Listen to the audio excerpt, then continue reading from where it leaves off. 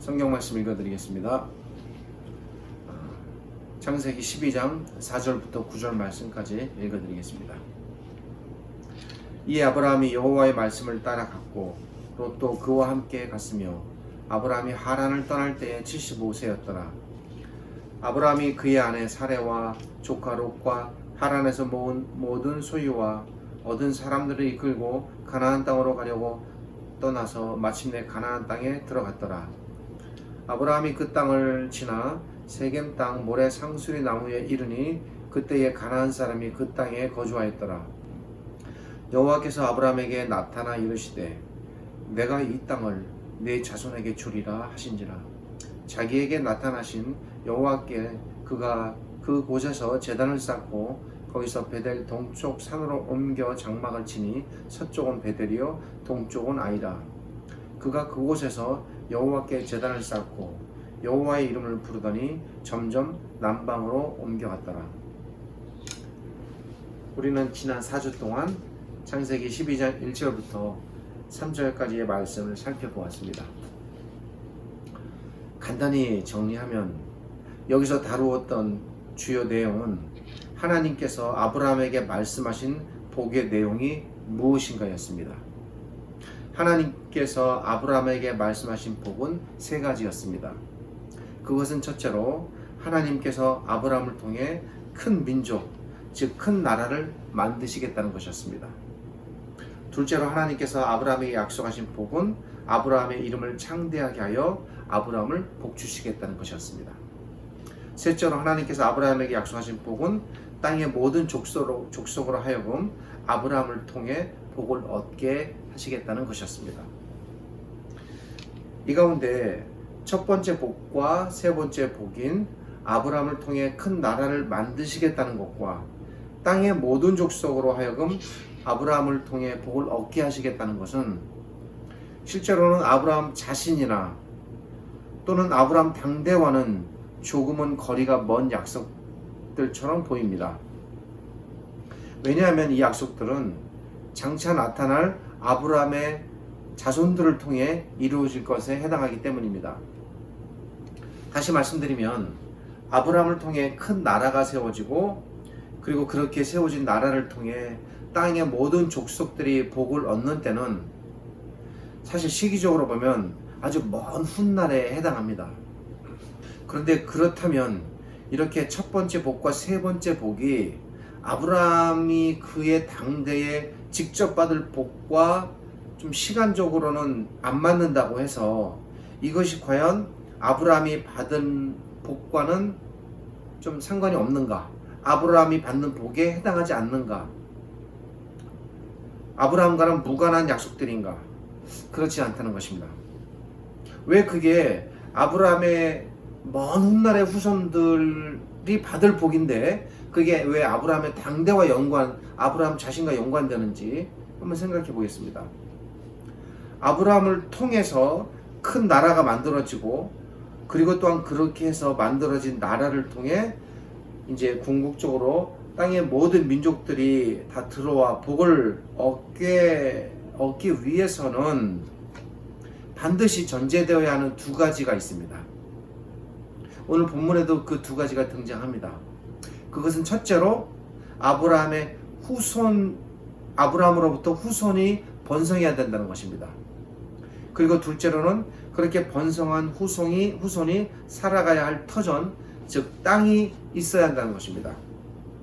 적어도 이 두 가지 사실은 아브라함과는 직접적으로 연관이 되는 부분입니다.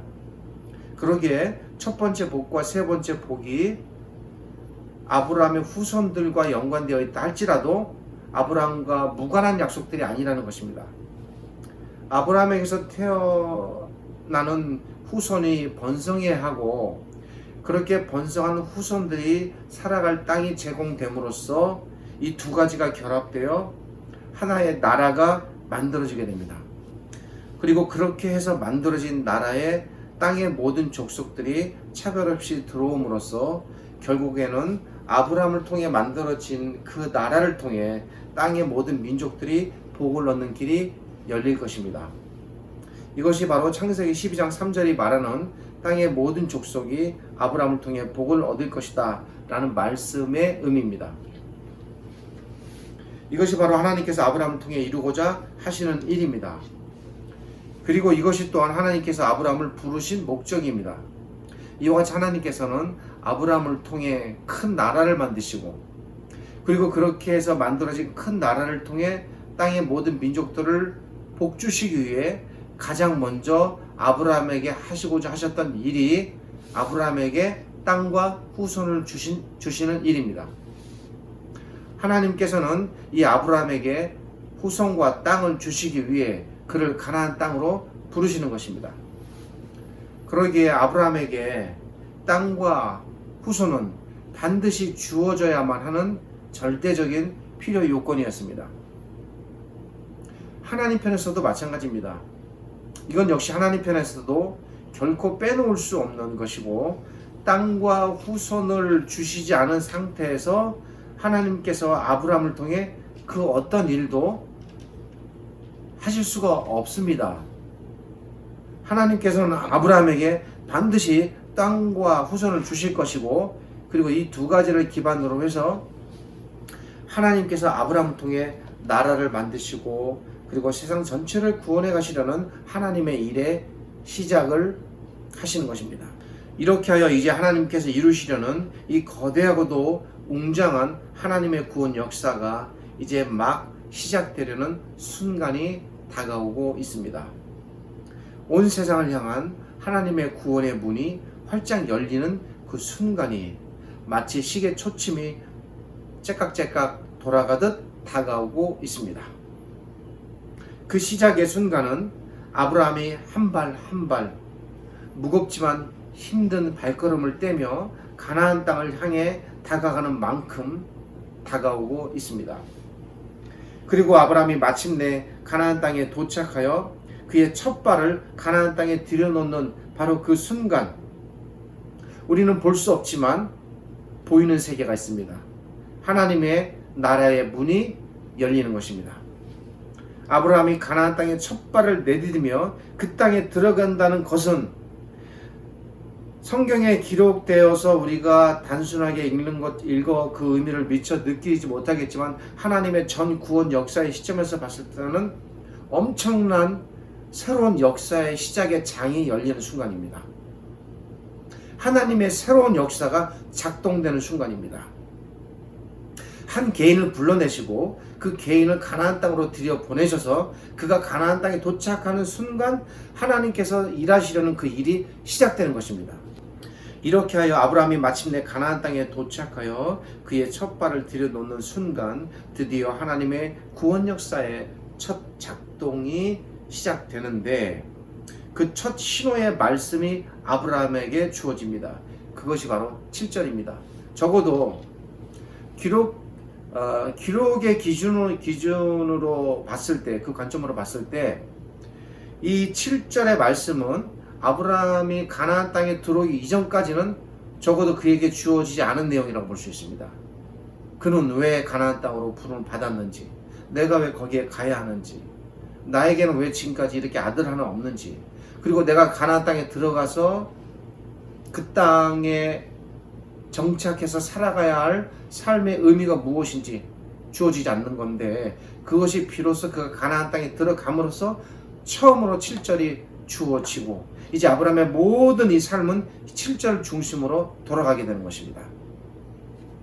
이렇게 온 세상을 향한 하나님의 첫 구원은 아브라함뿐만 아니라 세상 전체에게도 열려지는 첫 구원의 신호탄이 드디어 쏘아 올려지는 것입니다. 이 땅을 내 자손에게 주리라. 여기 등장하는 두 요소가 무엇입니까? 잘 읽어보십시오. 이 땅을 내 자손에게 주리라. 여기서 주신다는 것이 땅만이 아닙니다. 땅을 내 자손에게 주리라. 이것이 포함하는 두 가지 의미가 이 안에 들어있어요. 그것은 바로 가나안이라는 땅과 장차 그 땅에서 살아갈 아브라함의 후손입니다. 이 땅을 내 자손에게 주리라라는 말은 땅을 주겠다, 후손을 주겠다, 다 포함된 표현입니다. 나중에는 하나님께서 이것을 세세하게 쪼개가지고 땅을 어떻게 주겠고 후손을 어떻게 주겠고 이제 점점 구체적으로 말씀하기 시작하지만, 이때 이 두 가지를 묶어서 한 번에 말씀하십니다. 나라의 필수 요소는 반드시 땅과 그 땅에 살아갈 사람들입니다. 그런데 아브라함에게는 한 줌의 땅도 없습니다.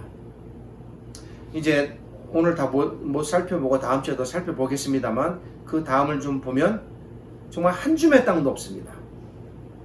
아무 곳에도 그가 거주할 땅이 없습니다. 가나안 땅에 들어왔지만. 그리고 아브라함에게는 단 한 명의 후손도 없습니다. 이런 상황에서 하나님께서 말씀하시는 것입니다. 내가 네게 땅과 후손을 줄 것이다. 그리고 이를 통해 이제 나의 나라를 내가 세울 것이다. 이 말씀은 결코 단순히 아브라함을 복주시겠다라는 차원을 뛰어넘는 말씀이고 그것이 왜 그러한지를 오늘 살펴볼 것입니다. 이 말씀은 하나님 편에서 아브라함에게 하나님의 나라를 세우시겠다는 하나님 나라의 선포의 의미가 담긴 말씀입니다. 내가 너를 통해 나는 반드시 나의 나라를 만들 것이다. 나의 나라를 만들기 위해 내가 너에게 후손을 줄 것이고 나의 나라를 만들기 위해 그 후손이 살아갈 땅을 주겠다. 나는 너에게 땅과 후손을 주어 그 둘을 통하여 나의 나라를 만들 것이고 그렇게 세워진 나의 나라를 통해 궁극적으로 세상 전체를 끌어들일 것이다. 그리고 온 세상 사람들은 이렇게 너를 통해 세워지는 나라 속에 들어와 복을 누릴 것이다. 이 거대한 하나님 나라의 선포의 의미가 내가 네게 땅과 후손을 줄 것이다 라는 이 말씀 속에 담겨 있는 것입니다. 또한 우리가 이 말씀을 통해 깨달아야 할 중요한 사실이 있습니다. 그것은 하나님께서 창세기 12장 1절부터 3절을 통해 말씀하신 아브라함에게 주신 약속들이 창세기 12장 7절에 이 땅을 네 자손에게 주리라 라는 말씀을 통해 드디어 그 성취가 나타나기 시작했다는 것입니다. 오늘 설교의 제목은 이 땅을 네 자손에게 주리라 라는 말씀입니다. 우리는 이 말씀 속에 담긴 하나님의 의도와 숨겨진 뜻을 읽어낼 수 있어야 합니다. 오늘 본문 안에는 중요하게 다루어야 할 두 가지 내용이 담겨 있습니다. 첫째는 지금까지 말씀을 드린 7절에 이 땅을 네 자손에게 주리라 라는 말씀이고, 두 번째는 여호와의 나타나심이라는 표현과 이어 나타나는 아브라함의 행동에 대한 8절과 9절의 기록입니다. 그러니까 아주 편차가 심한 아브라함의 모습입니다. 가나안 땅에 들어간 것까지는 좋았는데 그 뒤에 나타나는 8절과 9절은 아주 상반적인 행동이 또 나타납니다. 오늘은 이 중에서 7절에 내가 이 땅을 네 자손에게 주리라 라는 말씀 속에 담긴 의미를 중심으로 살펴보았고, 나머지 7절에 기록된 여호와의 나타나심과 그리고 이어 나타나는 아브라함에 대한 그의 모습에 대한 것은 다음 주일에 살펴보도록 하겠습니다. 오늘 설교와 연관해서 제가 드리고 싶은 말씀은 다음과 같습니다. 질문으로 드린다면, 자 여러분, 우리의 구원은 언제부터 어떻게 시작되었을까? 물론 나의 출생과 연관하면 내가 이 땅에 태어나서 또 어느 시점에서 하나님께서 나를 구원하기 시작했다라고 말할 수 있지만, 그거는 눈에 보이는 모습이고, 이제 성경의 관점에서 봤을 때 큰 틀로 성경이 이 땅에 태어나는 하나님의 백성의 구원의 시작점을 어떤 관점으로 보고 있는가, 성경이 그걸 좀 생각해 보려고 합니다. 그것이 이 아브라함과 연관되어 있습니다. 아브라함의 부르심과. 바울 사도의 고백을 따른다면 신자들의 구원은 하나님께서 이 세상을 창조하기 이전부터 준비되고 계획되었다라고 큰 틀에서 말할 수 있습니다. 부정할 수 없는 사실입니다. 이러한 바울 사도의 관점을 이해하면 이렇습니다. 하나님께서는 세상을 창조하시기 전에 세상에 대한 창조의 계획을 세우시게 되는데, 그 계획 속에 각 신자들에 대한 하나님의 구원이 다 담겨 있다는 것입니다. 하나님께서는 창조된 세상을 통해 하나님의 나라를 만드시고자 하셨고, 그렇게 해서 만들어진 최초의 지상의 하나님의 나라가 에덴 동산이었습니다. 그러나 우리가 알듯이 그 에덴 동산은 관리를 위탁받은 한 사람의 잘못된 관리로 폐쇄 조치를 당하게 됩니다. 학교로 말하면 폐교를 당하는 것입니다. 그러나 그럼에도 불구하고 애초의 하나님의 계획, 즉 하나님의 나라를 세우고 그 하나님의 나라를 통해 자기 백성을 번성케 하여 복주시려는, 이것이 이제 처음 세상 창조에 대한 창조의 목적인데, 그 최초의 창조의 목적의 그 계획과 방향은 틀어지거나 바뀌지 않았다는 겁니다. 에덴 동산 하나가 문 닫는다고 해서 그 거대한 계획 자체에 타격이 이루어지진 않는다는 것입니다. 이 바뀌지 않는 하나님의 계획, 비록 에덴 동산이 폐쇄되었음에도 불구하고 여전히 어떻게 해서라도 지상에 하나님의 나라를 건설해서 그 지상에 세워진 하나님의 나라를 통하여 자기 백성을 불러들이고 온 나라의 백성을 하나님의 백성으로 삼아 구원하시려는 이 계획이 에덴 동산 이후에 새롭게 수립되어 그 시작이 진척되기 시작하는데, 그렇게 해서 시작되는 그 첫 순간의 인물이 아브라함입니다. 우리는 아브라함을 그런 관점에서 바라보아야 됩니다. 그러기에 우리가 우리의 구원의 연원을 거슬러 올라가고자 할 때, 제가 이 표현을 가지고 참 고민을 많이 했습니다. 이것은 그냥 다른 쉽게 쓸 수 있는 표현도 있어요. 우리 구원의 시작, 우리 구원의 출발, 이런 것들이 있지만, 그래도 연원이라는 표현을 쓰면 조금 더 그 의미가 잘 담겨 있지 않을까라는 생각에서 이 표현을 좀 써봅니다. 우리 구원의 연원을 거슬러 올라가고자 할 때, 그 가장 최초의 연원은 세상의 창조와 더불어 시작되었다고 볼 수 있지만, 여러분, 그래도 좀 더 구체적이고 가깝게 우리 구원의 연원의 시작을 우리가 짚어가고자 한다면, 그 시작은 아브라함 때부터라고 말할 수 있습니다. 그 이전이 존재하지 않는 것이 아닌데 존재함에도 불구하고 아브라함 때로 보는 거예요. 근데 이것이 신약 성경 기록자들의 관점입니다.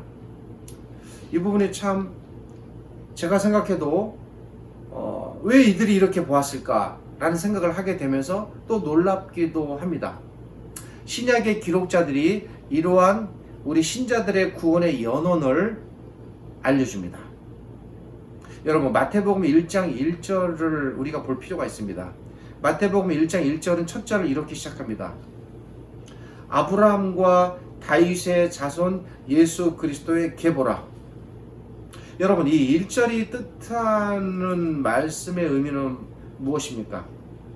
분명 예수 그리스도의 계보라라고 말하면서 그 출발을 아브라함으로 마태가 소개하고 있지만, 여러분, 엄밀한 의미에서 아브라함이 예수 그리스도의 계보의 첫 출발은 아닙니다. 분명히 아브라함을 거슬러 올라가서 셈, 노아, 라멕, 에녹, 아담에게까지 거슬러 올라갑니다. 아담으로부터 시작이 됩니다. 그러기에 만약에 그런 것들을 다 감안한다면 예수 그리스도의 계보는 아담으로부터라고 말하는 게 맞습니다, 사실은. 그런데 마태는 그렇게 말하고 있지 않다는 거예요. 아브라함 이전을 다 생략했어요, 마태가. 마태는 예수 그리스도의 계보의 시작을 아브라함으로 보고 있는 겁니다. 아브라함으로. 이것이 뜻하는 의미가 무엇일까? 왜 신약 성경의 기록자들은 그리스도의 계보의 시작을 아브라함으로 보고 있을까? 그것은 신자들이 그 그리스도를 통해서 구원받게 된 그리스도 안의 모든 백성들의 구원의 출발점을 아브라함으로 보고 있기 때문이에요. 모든 신자들의 구원의 연원, 우리 구원의 시작, 우리 구원의 출발이 아브라함으로부터 시작되었다라고 보는 관점을 갖고 있습니다, 그들이. 그렇다면 과연 마태만 그럴까? 감사하게도 또 다른 한 분이 그런 동일한 관점을 가졌습니다. 그는 바로, 그러니까 그렇게 말하신 분이 있고 그것을 또 기록한 분이 있으니까 두 분이라고 볼 수 있어요. 한 사람은 스데반이고, 또 그것을 기록한 제자 누가입니다. 스데반은 사도행전 7장에서 유대인들에게 그리스도에 대해 전하기 위해서 구약을 말하기 시작합니다. 그런데 스데반은 분명히 아브라함 이전에 노아와 아담과 에녹 그러니까 에녹과 아담이 있었음에도 불구하고 그들로부터 시작하지 않습니다. 스데반 역시 마태와 동일한 관점을 공유했습니다. 스데반 역시 구원의 연원을 아브라함으로 보는 것입니다. 그리스도의 시작을 아브라함으로 보고 있습니다. 그래서 스데반은 사도행전 7장 2절에서 이렇게 첫 말씀을 엽니다. 여러분 부용들이여 들으소서. 우리 조상 아브라함이 하란에 있기 전 메소포타미아에 있을 때에 영광의 하나님은 그에게 보였다. 제가 지난 주일에 이 부분을 인용해서 12장 1절부터 3절을 설교할 때 말씀드렸습니다. 이것이 스데반이 외치는 첫 말씀이고 이 스데반의 외침을 누가가 기록했습니다. 스데반과 누가 역시 그리스도의 시작을 아브라함으로 보고 있다는 것입니다. 그 전에 아담으로부터 시작되었음에도 불구하고 이는 곧 그리스도를 통하여 그리스도 안에 존재하게 되는 모든 신자들의 구원의 연원을 그들이 다 아브라함으로 보고 있다는 거예요. 아브라함으로. 그래서 신약 성경이 신자들을 가리켜 아브라함의 자손이라고 보는 겁니다. 이런 신약 기록자들의 관점을 근거로 제가 드리고 싶은 말씀은 다음과 같습니다. 그것은 하나님께서 우리의 구원을 언제부터 열기 시작하셨는가라는 거죠.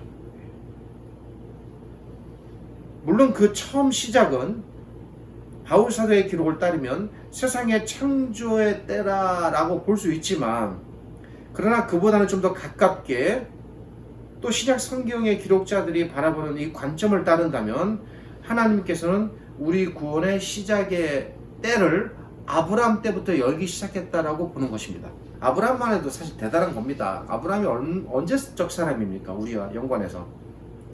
그러나 그럼에도 불구하고 그렇게 오래전부터 우리의 구원이 아브라함과 더불어 아브라함을 갈대아 우르에서 불러내신 이 사건과 더불어 우리 구원도 이미 작동되고 시작되었다라고 보는 것이 신약 성경의 기록자들의 관점이에요. 이 부분이 제가 하나님 말씀을 들여다보면서 또 준비하면서 놀라는 부분입니다. 우리의 구원은 하나님께서 아브라함을 갈대아 우르에서 불러내실 때 그러기에 이미 시작되었다라고 볼 수 있습니다. 하나님께서 아브라함을 통해, 제가 정말 수도 없이 말씀드렸죠. 하나님께서 아브라함을 통해 후손을 번성케 하시겠다라고 말씀하실 때 그 후손이 가리키는 궁극적인 그 대상은 누구인가? 혈통적 후손이 아니라고 제가 말씀을 드렸습니다. 바로 이 땅에 존재할 모든 신자들입니다. 그러니까 아브라함의 부르심과 그를 통해 번성될 후손을 말씀하셨다는 것은 모든 신자들의 구원의 출발이 그때부터 이루어졌다고 보는 겁니다. 그 일을 하나님께서는 아브라함의 후손이신 그리스도를 우리에게 보내주시고 그 그리스도를 통해 우리를 하나님 나라 안에 들어와 살도록 하심으로써 그분의 일을 시작하셨습니다. 그러기에 우리를 향한 하나님의 구원은 이미 아브라함의 부르심과 더불어 시작되었다라고 보는 것이, 물론 아담부터 시작이 이제 해당이 됩니다만 조금 더 가깝게 아브라함의 부르심과 더불어 시작되었다고 보는 것이 조금 더 신약 기록자들의 관점에 가깝게 다가가는 것이고, 그것이 결코 저는 잘못되거나 지나친 관점이 아니라고 생각합니다. 제게 아브라함의 부르심을 다루는 이 사건은 그런 의미를 갖습니다. 아브라함에 대한 하나님의 부르심은 결코 아브라함 개인의 부르심이 아닙니다. 여러분, 이 땅에 존재할 모든 신자들을 향한 부르심이에요. 그 부르심의 시작으로 아브라함을 부르신 겁니다. 그러기에 아브라함을 선택하시고 그를 부르시는 순간 우리에 대한 하나님의 선택도 시작된 것이고 우리에 대한 하나님의 부르심도 아브라함 속에서 시작된 겁니다. 아브라함을 통해 하나님의 나라가 시작될 때 장차 그리스도를 통해서 이 땅에 건설하실 하나님의 나라가 이미 원리적으로 시작된 것입니다. 다만 그리스도께서 때가 되어 오셔서 그 나라를 눈에 보이는 하나님의 나라로 이 땅에 이제 성취하신 겁니다. 그러나 그 시작은 아브라함입니다. 그리고 바로 이런 의미에서 모든 신자들은 아브라함을 통하여 출생되고 아브라함을 통하여 그 복을 누리게 되고 아브라함을 통하여 그 나라에 들어간다라는 차원에서 성경은, 즉 신약 성경은 신자들을 가리켜 아브라함의 자손이다 라고 말하는 것입니다. 여러분이 아셔야 할 부분이 있습니다. 여러분, 신자들에 대한 하나님의 애정과 하나님의 관심과 하나님의 사랑이 얼마나 헤아릴 수 없이 깊고 크고, 그리고 우리가 감히 어떻게 추측한다거나 상상하기 힘들 정도로 오묘하고 또 그런지를 아실 필요가 있습니다. 그러나 저도 잘 모릅니다. 저 역시, 이렇게 말하는 저 역시 그분의 그런 세계를, 그 놀라운 구원의 세계를, 그 깊고 넓은 하나님의 구원 역사의 세계를 다 헤아리지를 못합니다. 제 고백입니다. 뭐 제가 이렇게 전한다고 해서 뭐 조금 티끌만큼이나 어떻게라도 해서 머리로는 좀 알고, 그래서 그 조금이라도 그 안 것을 가지고 여러분에게 전하면서 제가 하나님을 찬양합니다, 찬송합니다, 감사합니다 라고 말을 할 수 있겠죠. 솔직한 제 심정은 제가 아무리 그렇게 말하고 떠들어도 저 역시 잘 공감이 안 되는 것 같습니다. 목사라고 해서 그런 거 아닙니다. 결코 부끄럽지만 어쩔 수 없습니다. 아무리 제가 헤아리고 싶고, 아무리 제가 깨닫고 싶고, 아무리 제가 절실하게 하나님의 마음을 공감하고 싶고 또 공감한다 할지라도, 그렇게 말한다 할지라도 그것이 하나님의 편과 하나님의 기준에서 봤을 때 어느 정도의 공감과 고백이겠습니까? 티끌만큼도 못 미치는 겁니다. 그런데 제가 드리고 싶은 말씀은 뭐냐면, 분명히 그런 세계가 있다는 거예요. 다만 제가 그것을 다 잘 터득하지 못하고 느끼지 못하고 공감하지 못해서 그 세계로 제가 나아가지 못한다는 거예요. 그러나 그 세계는 분명히 존재합니다. 우리가 계산하지 못하고 우리가 바라보지 못한다고 해서 실존하는 세계가 존재하지 않는 게 아닙니다. 생각보다, 여러분의 경험보다 훨씬 헤아릴 수 없는 어마어마한 하나님의 세계가 존재합니다. 그래서 존재하니까 존재를 부정하지는 말라는 거예요. 제가 드리고 싶은 말씀은. 그리고 알기를 힘쓰셔야 된다는 겁니다. 게으르지 말라는 거예요. 우리 구원에 대한 하나님의 열정과, 우리 구원에 대한 이 하나님의 열심과, 우리 구원에 대한 하나님의 이 간절함이 얼마나 절실하고 뜨겁고 깊고 헤아릴 수 없이 깊고 넓은지를 우리가 모른다고 해서 존재하지 않는 게 아닙니다. 존재합니다. 여러분, 공감하도록 해야 합니다. 그리고 입술이나 머리나 지식이 아닌 마음으로 그분을 이해할 수 있어야 합니다. 부디 사랑하는 여러분, 여러분의 구원 저편에 너머에 드리워져 있는 하나님의 그 거대하고도 끝없는 하나님의 지평을 바라보실 수 있기를 바랍니다. 제가 앞에서 마태복음의 기록과 사도행전의 기록을 말씀드린 이유가 이것 때문입니다. 우리는 아브라함의 생애를 읽으면서 부르셨구나, 가는 땅에 들어갔구나, 복받았구나, 우리는 그의 후손이구나, 좋구나, 우리가 보는 건 이거예요.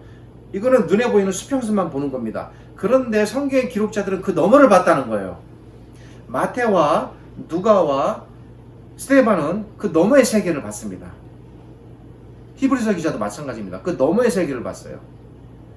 우리는 육안으로 우리가 볼 수 있는 바다는 아무리 내가 거기서 뛰어오르고 발꿈치를 들어 올려 봐도 수평선까지입니다.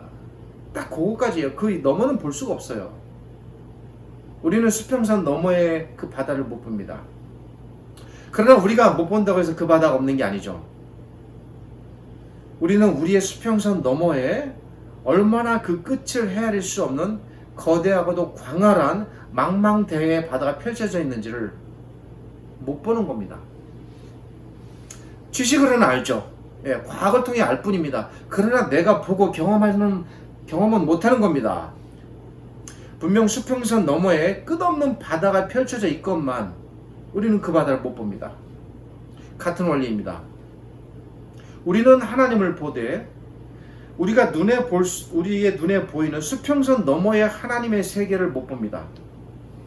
근데 중요한 거는 뭐냐면, 그래 못 본다고 해서 못 보는구나, 그래 할 수 없지, 그래 못 보면 말아라, 그러라고 성경은 우리에게 말하지 않는다는 거죠. 그래도 보라는 겁니다. 보아야 한다고 말하고, 보아야만 하고, 그리고 볼 수 있도록 해야 하고, 볼 수 있다는 거예요. 그게 눈에 보이는 우리가 이 수평선을 보는 것과 다른 차원의 세계를 보는 겁니다. 수평선 너머의 그 광활하고 광대하신 하나님의 세계를 보라고 이 아브라함에 관한 기록을 해서 우리에게 주는 겁니다. 그렇지 않다면 이 기록을 주지 않으셨겠죠. 그것을 보라고 하나님께서 우리에게 성경을 주셨고, 또 감사하게도 신약의 성경 기록자들께서 그 성경을, 구약을, 창세기를 다 해석해서 우리에게 안겨주었습니다. 사랑하는 여러분, 여러분의 눈에 보이는 하나님의 수평선 너머의 세계를 보실 수 있으니까 보셔야 합니다. 그렇게 수평선 너머의 하나님의 세상을 볼 수만 있다면, 그러한 여러분의 성경을 바라보는 영적 시야를 가질 수만 있다면, 영적이라는 표현을 써서 죄송합니다. 어떤 표현을 제가 쓰기가 좀 힘들었어요. 네.